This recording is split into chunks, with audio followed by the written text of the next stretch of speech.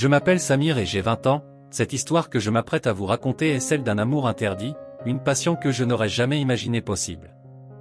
Une passion entre ma belle-sœur, Lila, et moi, un lien que personne n'aurait pu deviner, une tension invisible, mais palpable, qui a grandi, s'est installée, et a fini par bouleverser nos vies à tous les deux. Tout a commencé lors d'un été particulièrement chaud. Ma famille avait décidé d'organiser une grande réunion, un de ces rassemblements annuels où tout le monde se retrouve sous le même toit pendant plusieurs jours. Les conversations allaient bon train, les rires résonnaient, et dans cette ambiance festive, quelque chose s'est produit. Quelque chose d'inattendu. Lila, avec ses longs cheveux bruns ondulants dans la chaleur de l'après-midi, attirait tous les regards. Sa robe légère flottait doucement autour d'elle, dessinant ses courbes gracieuses. Chaque fois que je la regardais, un mélange d'admiration et de trouble s'emparait de moi. Nos premiers échanges furent anodins, de simples sourires, des conversations légères. Mais il y avait quelque chose dans la façon dont elle me regardait, un éclat dans ses yeux que je n'avais jamais vu auparavant. Je tentais de chasser cette pensée, de me dire que c'était juste mon imagination, mais plus le temps passait, plus cette sensation devenait impossible à ignorer. Le soir tombait, et la fraîcheur de la nuit apportait un répit bienvenu après la chaleur étouffante de la journée. Nous étions tous assis autour de la table, riant et discutant. Lila était là, assise en face de moi, et nos regards se croisaient plus souvent que nécessaire. Chaque fois que nos yeux se rencontraient, c'était comme si le monde s'arrêtait pendant une fraction de seconde. Je sentais un frisson parcourir mon échine, une chaleur étrange envahir mon corps. Et alors que la soirée avançait, cette tension entre nous devenait de plus en plus difficile à ignorer. Quelques jours plus tard, nous nous retrouvâmes seuls, un moment que je n'avais pas prévu, mais que j'attendais inconsciemment. Lila était dans la cuisine, préparant quelque chose, et je suis entré pour lui tenir compagnie.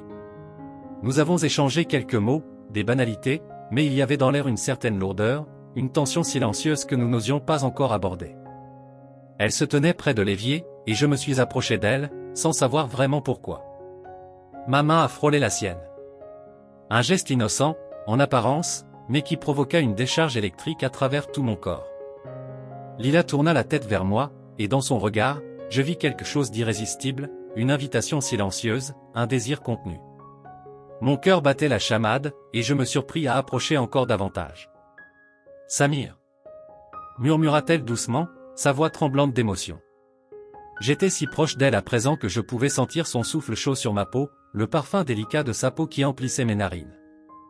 Je ne savais plus quoi dire, quoi faire, mais une force invisible me poussait vers elle. Mon regard ne pouvait quitter le sien. Ses yeux brillaient, comme deux étoiles perdues dans la nuit, et je sentais cette attraction irrésistible qui m'attirait vers elle. Mon cœur battait si fort que j'avais l'impression qu'elle pouvait l'entendre. Je ne pouvais pas résister, et d'une main hésitante, j'ai doucement caressé son bras. Sa peau était douce, chaude, et à ce simple contact, elle frissonna. Ce frisson me fit comprendre qu'elle ressentait la même chose que moi. Nos mains se sont effleurées à plusieurs reprises au cours de la journée, et chaque contact, même furtif, envoyait une onde de choc à travers mon corps. C'était comme si une barrière invisible s'effritait lentement entre nous, nous rapprochant à chaque instant. Puis il y a eu ce soir, où tout a basculé. Il faisait chaud, une chaleur moite qui rendait l'atmosphère lourde, presque palpable. Lila portait une robe légère, fluide, qui semblait épouser chacun de ses mouvements. Je la regardais, fasciné par la façon dont ses cheveux tombaient en boucles désordonnées sur ses épaules, par la lueur qui dansait dans ses yeux lorsque nos regards se croisaient. Nous étions seuls dans la maison, et cette solitude rendait l'air plus épais, comme si le monde entier savait ce qui allait se passer. Je m'approchai d'elle, incapable de me retenir plus longtemps. Elle se tourna vers moi, et dans ses yeux, je vis un mélange de désir et d'hésitation. « Samir, c'est insensé » murmura-t-elle, mais sa voix manquait de conviction.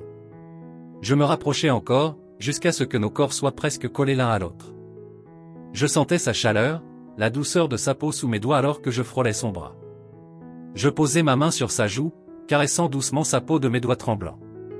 Elle ferma les yeux, et pendant un instant, le monde sembla s'arrêter.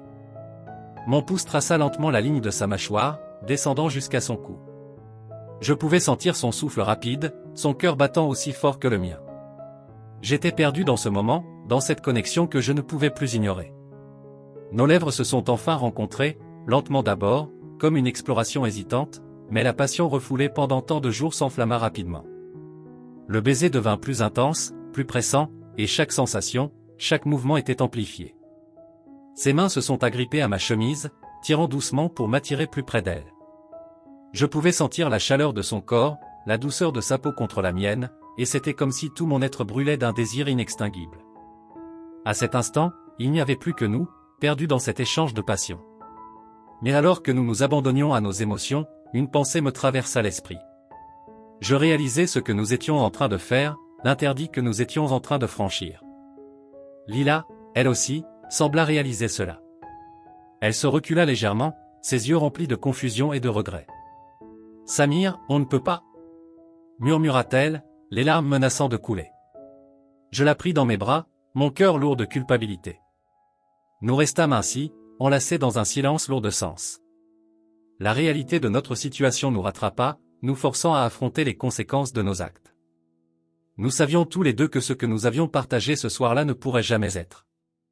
C'était une flamme qui brûlait trop fort, trop vite, et qui finirait par nous consumer. Le lendemain matin, tout était différent. Lila m'évita autant que possible, et moi, je faisais de même. Mais chaque fois que nos regards se croisaient, cette tension était toujours là, bien que plus douloureuse. Nous avions franchi une ligne que nous ne pouvions pas effacer, et il n'y avait pas de retour en arrière. Le conseil que je donnerais face à une histoire comme celle-ci est simple, soyez honnête avec vous-même et respectez les frontières, aussi floues qu'elles puissent paraître dans des moments de tentation. Les émotions, surtout celles qui naissent dans des circonstances interdites, peuvent être puissantes et envahissantes, mais il est crucial de prendre du recul. Ce qui peut sembler irrésistible à un instant donné pourrait bien se transformer en regret profond. Lorsque les désirs entrent en conflit avec les valeurs, les responsabilités ou les engagements, il est important de se rappeler que les décisions prises sous l'impulsion peuvent avoir des conséquences durables, non seulement pour vous, mais aussi pour les personnes que vous aimez. Dans cette histoire, Samir et Lila se laissent emporter par une passion inappropriée qui, bien que forte, les conduit à un sentiment de culpabilité et de regret. Ils ne peuvent pas revenir en arrière et effacer ce qu'ils ont fait, mais ils peuvent apprendre de cette expérience pour éviter de reproduire les mêmes erreurs à l'avenir.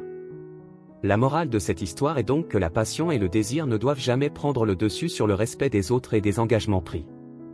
Il est essentiel de reconnaître les limites émotionnelles et morales avant de s'engager dans une situation qui pourrait briser des relations importantes et détruire la confiance. Mieux vaut résister à la tentation que de vivre avec le fardeau du regret. Parfois, la vraie force réside dans la retenue et dans le fait de protéger ce qui compte vraiment.